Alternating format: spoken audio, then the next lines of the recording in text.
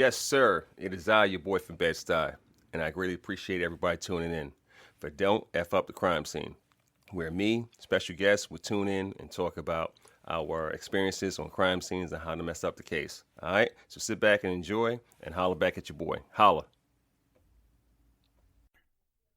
What up, y'all? It is I, your boy from Bed-Stuy, coming again one time for Don't Fuck Up the Crime Scene. We're gonna get it in. We got a special.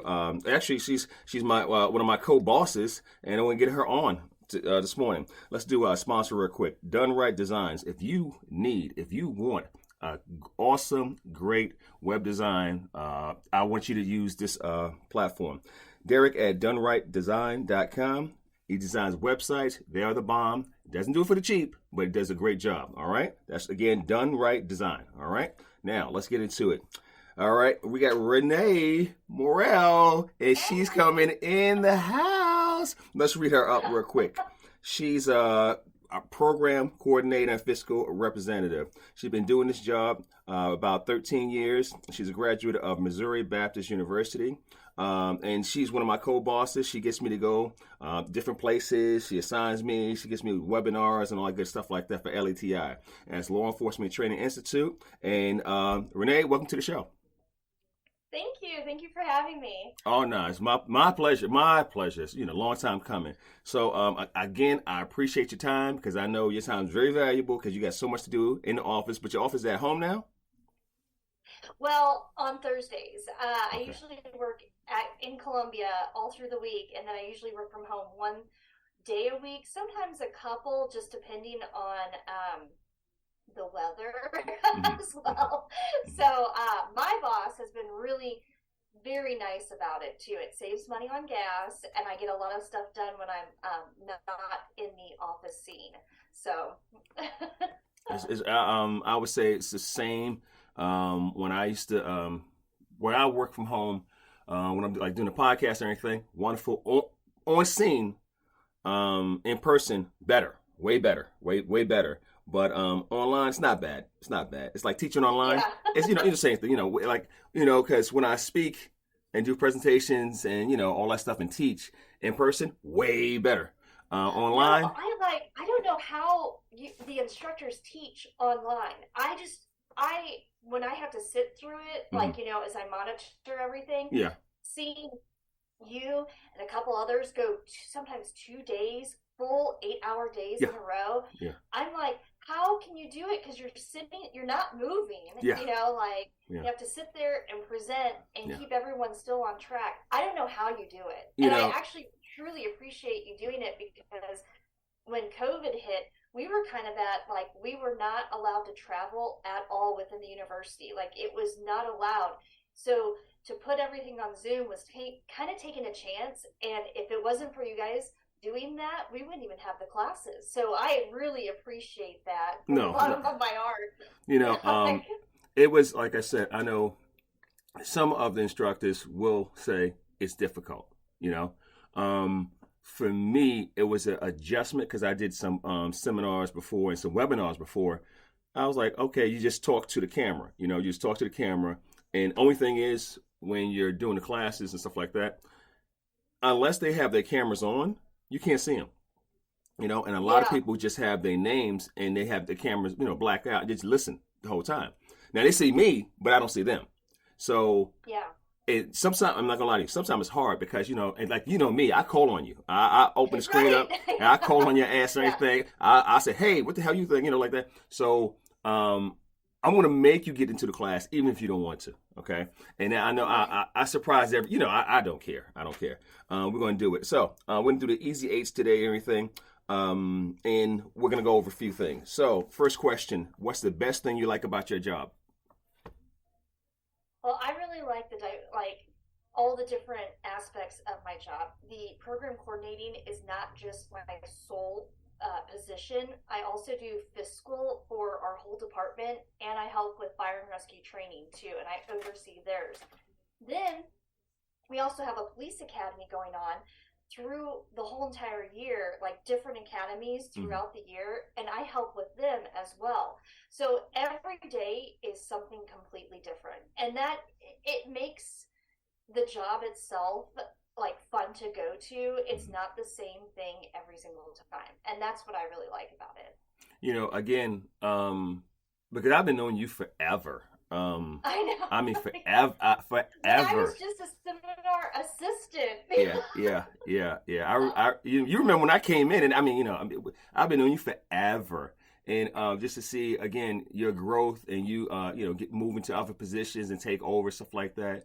Because you know, I know how hard it is, and I know how hard it is working for the university, and because you got to be on your P's and Q's, and then you know, because we're a standalone. You know what I'm saying?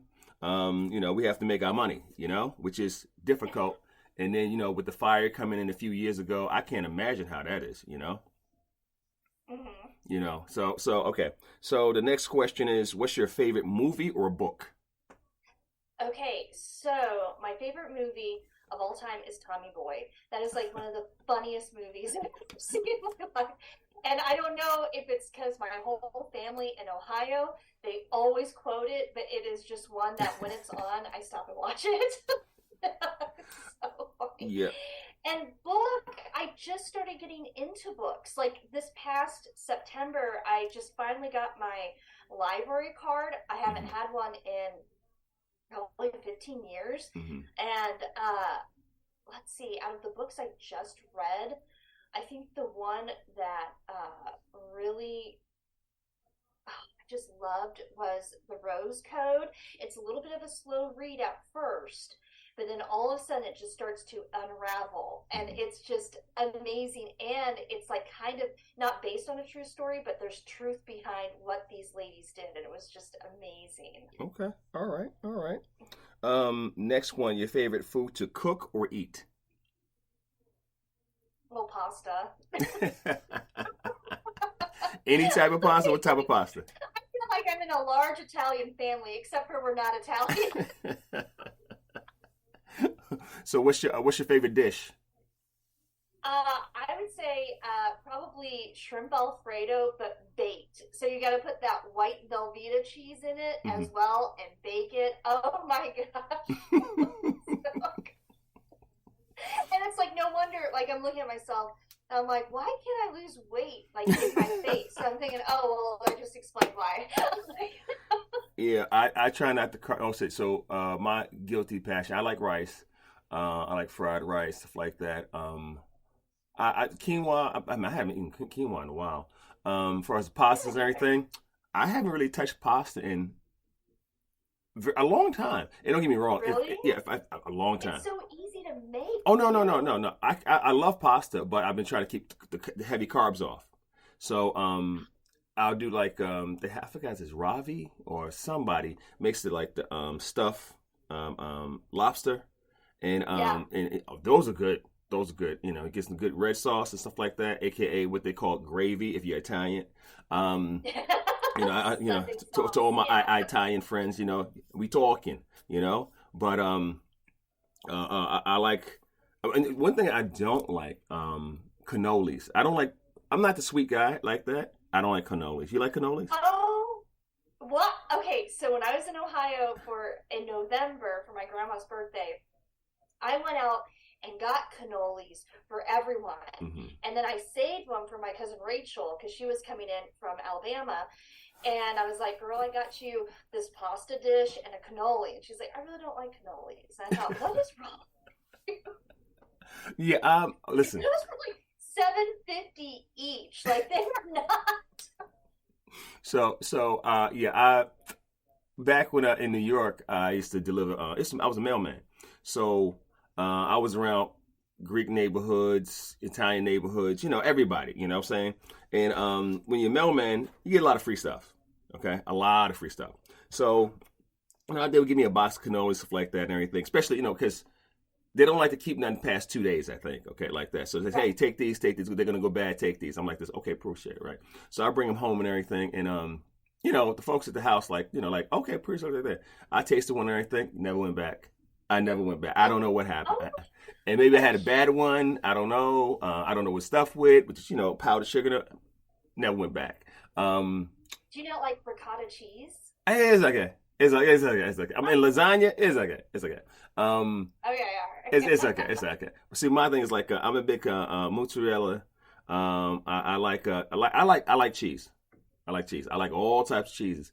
But the ricotta is like a it's not one of my favorites. Like I like what's the damn thing? I love Swiss, baby Swiss.